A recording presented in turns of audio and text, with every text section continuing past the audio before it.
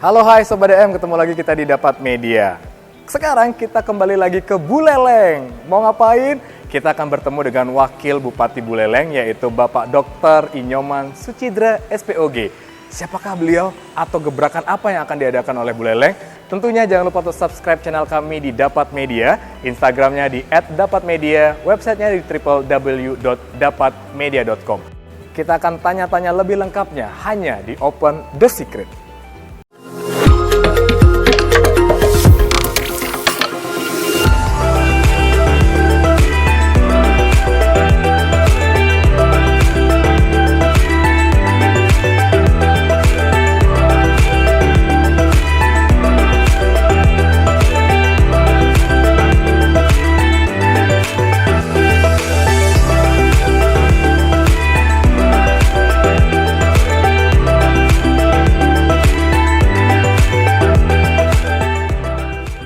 Nah, sebenarnya kita sudah bersama Wakil Bupati Buleleng, yaitu Bapak Dr. Inyoman Sucidra SPOG. Kita akan tanya-tanya, seperti apa sih sosok beliau? Pak Dokter, Om Swastiastu, gimana kabarnya nih Pak? Baik, wah selamat datang ya di Buleleng nih. Terima kasih, wah ini luar biasa nih. Pak Dokter. Bisa datang ke Buleleng itu luar biasa. Biasanya orang datang ke Buleleng itu mabok.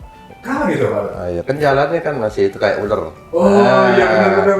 Yang masih diperbaiki itu. Kebanyakan mual, tapi beda kalau udah ketemu Buleleng langsung hilang rasa mualnya gitu. Iya, memang setelah sampai di Buleleng baru hilang mualnya, tapi harus ke toilet. Ya ada yang membersihkan, ada yang dikeluarin lagi.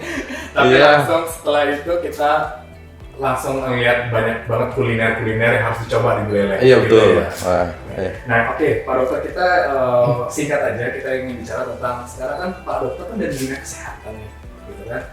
Kok bisa terjun ke dunia politik? Itu apakah memang disengaja atau kayak gimana nih Pak Dokter? Waduh panjang ceritanya.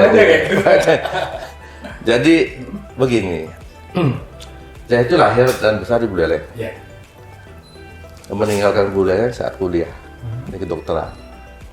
Kemudian ya teman-teman kita punya komunitas ya, baik itu di Ikayana maupun di alumni di SMA, SMP. Jadi komunikasi itu masih terjalin gitu. Ya terus mereka lihat dulu sepak terjang saya kan senang di organisasi. Ya setelah organisasi sampai membawa kegiatan yang cukup besar lah, skala nasional. Jadi itu mereka melirik itu, akhirnya kamu ngapain sih di sana di daerah orang lain gitu, kamu nggak pulang? Ya nanti saya bilang setelah anak saya besar. Tapi desakan-desakan itu akhirnya orang tua juga sudah sepuh dan tidak ada, akhirnya ya panggilan itu saya terima. Panggilan itu saya terima gitu. Jadi lucu juga ini kan mereka yang mengurus semuanya. Jadi kan ya kita oke. Dengan beberapa syarat yaitu jadi syaratnya mereka oke saya jalanin. Oke. Akhirnya nyemplung juga di dunia politik. Akhirnya nyemplung juga. Akhirnya dunia yang sangat beda jauh ya. Beda jauh. Tetapi pada prinsipnya begini, kita kan bisa mengimplementasikan apa yang kita dapat. Seperti sekarang misalkan di bidang kesehatan, jadi satu-satunya kabupaten yang di Bali yang mempunyai fasilitas kesehatan yang memadai dengan wilayah yang luas, penduduk yang cukup banyak itu di Buleleng. Jadi dengan backgroundnya Pak Dokter akhirnya membawa itu di bidang pemerintahan Buleleng gitu ya Pak. Ya salah satu kebutuhan dasar itu kan di bidang kesehatan. Benar banget. Jadi kita benahi itu, jadi kita punya rumah sakit tanpa kelas itu di barat satu, di timur satu. Kemudian IGD-nya terpadu sehingga rumah sakit Buleleng menjadi rumah sakit rujukan. Iya. Rumah sakit terbaik ya. Terbaik. Ya. Dan sampai sekarang pun akreditasi rumah sakitnya itu di bidang kesehatan ya, masih tetap bintang 5. Akhirnya ada masih tetap bisa dipertahankan untuk bisa melayani itu. Jadi itu implementasinya. Ya salah satu kan IPM juga ditentukan oleh itu indeks pembangunan manusia salah satu adalah di bidang Kesehatan. Nah, mungkin itu teman-teman melihat itu, nah, ya, tapi sekarang sudah mau habis nih Mas. Itu ceritanya cerita Iya, Pak. itu dia. Nah, kita kan bicara tentang kesehatan nih Pak Dokter. Kan, sekarang kita tahu, kita 2 tahun belakangan menghadapi pandemi. Gitu. Apakah juga berdampak di Buleleng ini? Iya, jadi semenjak diumumkan kasus pertama itu loh Pak Presiden, jadi kita bersiap-siap di Buleleng bahwa kita mempersiapkan salah satu rumah sakit tanpa kelas kita dikirim masuk untuk merawat ini pasien-pasien COVID.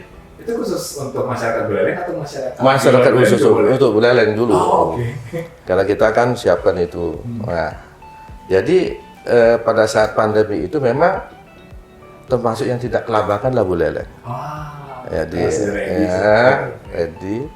Kemudian pada saat gawat-gawatnya persediaan oksigen juga kami masih bisa menangani dengan jaringan yang kita miliki. Nah, dengan adanya rumah sakit Girimas ini dan juga isoter gitu, masih ingat isoter itu kita pertama kali ada isoter di Bali dan ini menjadi model isoter yang lainnya kan dikunjungi oleh Pak Luhut yang sempat viral itu memang. Jadi pertama kali kita jadi isolasi terpusat itu yang pertama di Buleleng. Ya kita memanfaatkan asrama-asrama milik Undiksa, selain rumah sakit kita Girimas, kemudian asrama, kebetulan ada asrama Kompi Senapan itu ya. Ada beberapa fasilitas TNI yang bisa kita manfaatkan. Itu yang sangat membantu sehingga ya kita bisa minimalisasi akibat-akibat buruk yang diakibatkan oleh COVID ini. Jadi kekhawatiran masyarakat mengenai COVID pun akhirnya bisa diberikan solusi oleh dan langsung karir sekarang 2 minggu ini kasusnya nol ya. Wah. Udah nggak ada dirawat lagi. Ini udah datanya udah kosong katanya. Iya, makanya pelonggaran, makanya kita kemarin sudah mulai buka Taman Bung Karno, sudah ada pegelaran-pegelaran untuk membangkitkan kembali bidang kesenian. Terus yang multiplier efeknya itu ke UKM. Jadi di sana kan ada UKM-nya di sana di Taman Bung Karno. Setiap malam minggu ada pegelaran. Nah ini yang menarik, Buleleng ini udah mulai mematikan ini ya event-event acara-acara yang nge-grab banyak kalangan gitu ya Pak Dokter. Tapi bicara tentang transisi ini gitu, apakah mereka masih agak abot dengan acara-acara atau malah excited banget dan penuh selalu acara-acara? Iya, mereka excited pun masyarakat excited betul. Iya, saya amati waduh setiap kegiatan membludak. Jadi kita adakan lomba-lomba, misalkan salah satu lomba barista, ya kopi itu ya, itu penuh. Kemudian setiap ada pegelaran juga ramai. Jadi ini menunjukkan bahwa masyarakat itu sudah mulai bergairah, mereka keluar dari pandemi ini. Mereka ingin sekali Pak. Wow. Nah itu luar biasa itu. Dan pandemi kan memaksa kita harus sadar digital ya Pak Dokter. Gitu. Gebrakan yang ataupun inovasi Buleleng di dunia digital untuk sebenarnya kan kita mau membangun smart city ini. Jadi Kominfo ini, jadi beberapa desa-desa yang kecamatan yang terpencil sudah ada jaringan internetnya ya kita itu. Kemudian anak-anak muda yang namanya Wirausaha Muda Singaraja itu kita bina dan mereka bisa memasarkan produk-produk melalui di online itu sekarang. Wow. Sudah mulai UMKM kita ke arah sana. Jadi punya komunitas khusus Wirausaha Muda Singaraja gitu ya Pak Dokter. Dengan memakai slogan The Spirit of Sobean. Jadi produk-produk yang terbaik di Buleleng. Sobean itu artinya produk yang sekarang digunakan oleh Bapak Bupati itu produk-produk yang terbaik. Misalkan buah yang terbaik, misalkan makanan yang terbaik, camilan yang terbaik, itu yang yang boleh dipamerkan melalui media itu. Apakah memiliki tempat khusus untuk para UMKM atau ternyata memang mereka masih online? Masih online. Tapi ada beberapa kegiatan ini yang dikoordinir oleh Perindako. Jadi ada kegiatan-kegiatan misalkan Jumat itu ada pameran UMKM. Jadi kita ASN-nya ini senam, olahraga, Olga, senam pagi. Kita udah mulai lagi. Nah di sana ada pameran produk UMKM dan kita merangsang untuk ASN ini agar membeli ya, tidak saja menonton, harus membeli. Jadi produk-produk yang ada yang dipamerkan itu. Jadi setiap Jumat itu ada. Oke, jadi setiap Jumat kita bisa langsung datang ke pameran tersebut. Iya. Kadang-kadang juga di kantor, di pelataran parkir juga. Tapi menjelang hari raya pasti kita adakan itu. Yang harganya mungkin sudah bisa terjangkau. Dan itu produknya yang bagus-bagus. Wow. Misalkan buahnya ya tidak. Ya sudah mulai screening. Iya. Makanya Pak Bupati itu menurunkan slogan itu the spirit of Sobean. Wow. Sobean itu bahasa Bali itu, bahasa artinya apa itu, Pak? yang terbaik ya. Yang terbaik Sobean. Yang baik, yang bagus itu Sobean. Berarti boleh di Sobean itu boleh disebarluaskan gitu. Nah, dikasih tahu orang lain semua. Nah, menariknya adalah Bu Leleng kan image-nya ini dekat banget sama anak muda, Pak Dokter. Itu kenapa memilih anak muda? Iya kan, begini. Sekarang UMKM itu yang menggeliat sekali Bu Leleng kan. Iya. Banyak angkringan, tongkrongan anak muda yang penuh. Semalam saya juga salah satu tempat ya penuh. Jadi ini kreativitas anak muda di tengah-tengah pandemi ini. Yang ini yang kita aspirasi ini kita adopsi sehingga memang betul-betul multiplier ini, efeknya ini bagus, luar biasa terhadap perputaran ekonomi di Kabupaten Buleleng. Dan juga dengan adanya Undiksa. Di Undiksa itu Universitas Pendidikan Ganesha itu punya 14.000 mahasiswa. Nah itu yang salah satu ini SDM yang anak-anak muda lah. Ya, salah satu yang pemutar. Bu Leleng terkenal dengan kota pendidikannya ya Pak Dokter ya. Bisa menciptakan para pelajar terbaik dan juga SDM unggul. Iya, betul. Undiksanya sudah mempunyai fakultas kedokteran dan bulan lalu ya sudah mewisuda sarjana kedokteran. Jadi mungkin 2 tahun lagi sudah ada tamatan dokter yang dari Undiksa ini.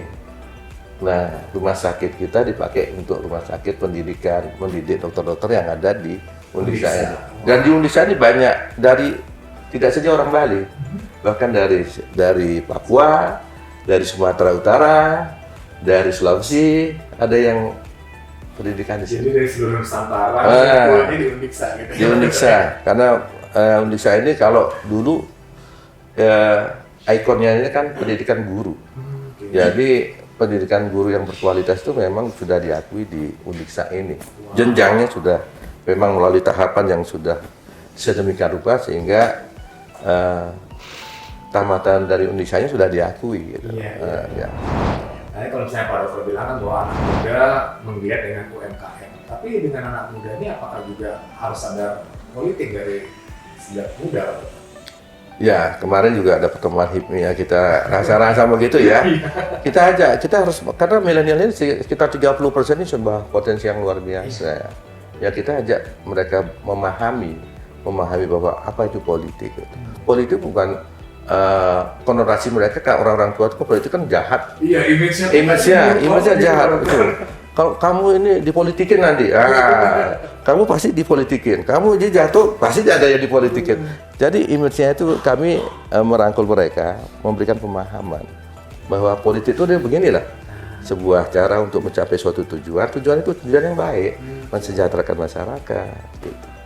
Jadi bahwa anak muda terjun ke dunia politik ini sebenarnya untuk membenahi image politik yang buruk. Yang buruk, ya. Sehingga politik kedepannya akan jauh lebih baik lagi dipimpin oleh orang baik gitu ya. Iya.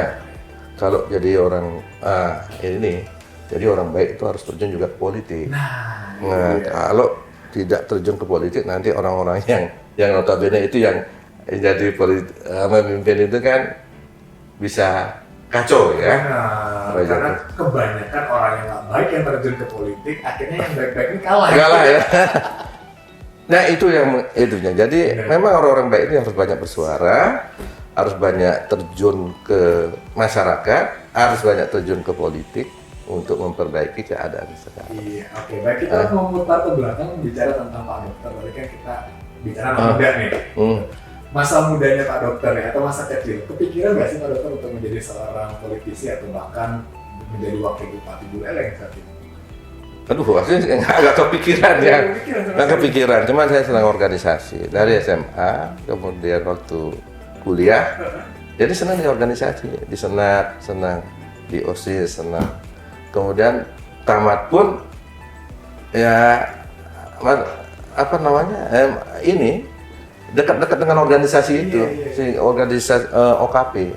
Jadi saya salah satu ikut di organisasi kemasyarakatan pemuda, bahkan sempat jadi wakil ketua KNPI di Tabanan maupun jadi dokter tapi jadi itu kegiatan-kegiatan masih melekat, senang organisasi itu aja. Jadi saya nggak kepikiran sama sekali untuk bisa menduduki jabatan. Tidak, cuman ini dengan kompetisi saya sebagai seorang dokter, jadi saya ingin memberikan ini kepada masyarakat. Apa yang saya miliki, jadi itu yang ingin saya sharing dengan masyarakat. Wow, luar biasa. Jadi kegiatan-kegiatan bakti pengabdian masyarakat mungkin sampai keluar Bali kita lakukan itu. Rencana Pak Dokter setelah, kan Pak Dokter bilang bahwa ini adalah tahun jabatan terakhir nih. Apa nih planningnya Pak Dokter di depan? Begini ya. Apakah meluncur untuk menuju yang lebih tinggi lagi? Ini sih semua nanya-nanya begitu. Jadi sisa pulsa saya lagi 3 bulan nih. Oh gitu? Pulsanya kan bisa saya tambah nih. Nah, jadi untuk kegiatan ke depannya, saya masih sebagai kader PDI Perjuangan. Saya sebagai wakil ketua DPC bidang pemenangan pemilu. Nah, sudah perang tentu segala sesuatunya itu sesuai dengan arahan partai nantinya. Ya, Anda ini mau kemana dan gimana begitu. Jadi sebagai kader partai saya tunduk dengan instruksi jadi arahan dari partai, dari DPP. Jadi Sobat DM, jangan ragu-ragu untuk berbuat. Karena kalau kita tidak berbuat, kita tidak akan tahu berhasil apa tidak. Jangan takut gagal, khususnya anak muda. Kita harus berani dan tetap semangat untuk membangun negeri kita ini. Wow, luar biasa sekali, sukses Pak Dokter, luar biasa. Ini menjadi satu kebanggaan dan juga keharuan ya buat kami, para tim Sobat DM yang bisa mewawancarai, bisa diterima dengan baik oleh Bapak Wakil Bupati Suruh ini nggak nyangka di Senin banyak sekali. Ya nggak apa-apa. Sorry. Siap. Ya. Nah itu dia tadi Sobat DM, kita sudah bersama Wakil Bupati Buleleng, Bapak Dr. Inyoman Sidra STOG yang berkenan membagikan pengalaman dan juga bagaimana sih sebenarnya Buleleng, inovasinya seperti apa. Jadi tentunya seperti pesan beliau, jadi anak muda harus berani bertindak. Kita ketemu lagi di acara-acara berikutnya, program-program yang tentunya sama hebatnya, narasumber yang sama luar biasanya, hanya di Open The Secret. Jangan lupa untuk subscribe channel kami di Dapat Media, juga kepoin Instagramnya di @dapatmedia, websitenya di www.dapatmedia.com. Sampai jumpa.